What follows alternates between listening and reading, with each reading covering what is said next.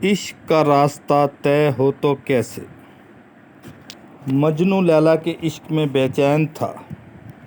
یہ بے چینی بڑھی تو اس نے اونٹنی پر سوار ہو کر اسے لیلا کی بستی کی طرف ہانکنا شروع کر دیا۔ وہ لیلا کے تصور میں غرق تھا۔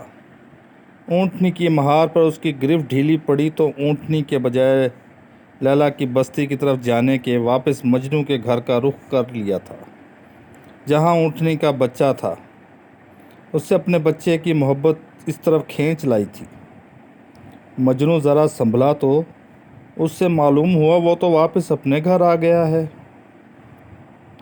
اس نے دوبارہ اونٹنی کو لیلا کے گھر کی طرف دوڑایا، مگر اس بار بھی جب وہ بے خودی میں تھا، اونٹنی کی مہار اس کے ہاتھ میں ڈھیلی پڑ گئی تھی، اور وہ اس مرتبہ بھی لیلا کے گھر نہیں بلکہ مجنوں کے گھر کے سامنے کھڑی تھی، جس گھر کے اندر اس کا بچہ تھا۔ ایسا کئی بار ہوا تو مجنوں کو اس اونٹنی پر غصہ آ گیا۔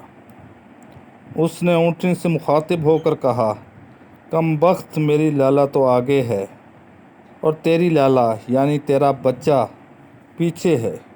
یہ محبت مجھے بار بار پیچھے لوٹ میں مجبور کرتی ہے، جبکہ میرا عشق اس بات کا تقاضا کرتا ہے کہ میں تجھے لیلا کے گھر تک لے جاؤں، مگر اس طرح تو لگتا ہے یہ عشق کا راستہ کبھی طے نہ ہو سکے گا۔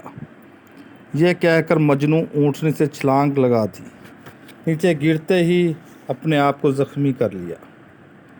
سبق: اس حکایت سے یہ درس دیتے ہیں کہ انسان محبوب حقیقی کے فراق میں بے قرار ہے۔ اس کی روح مالک حقیقی سے ملنے کی خواہش رکھتی ہے، جبکہ اس کا جسم، اس کا خاکی بدن عیش و نشاط کی تلاش میں مجنوں کی اس اونٹنی کی طرح ہے۔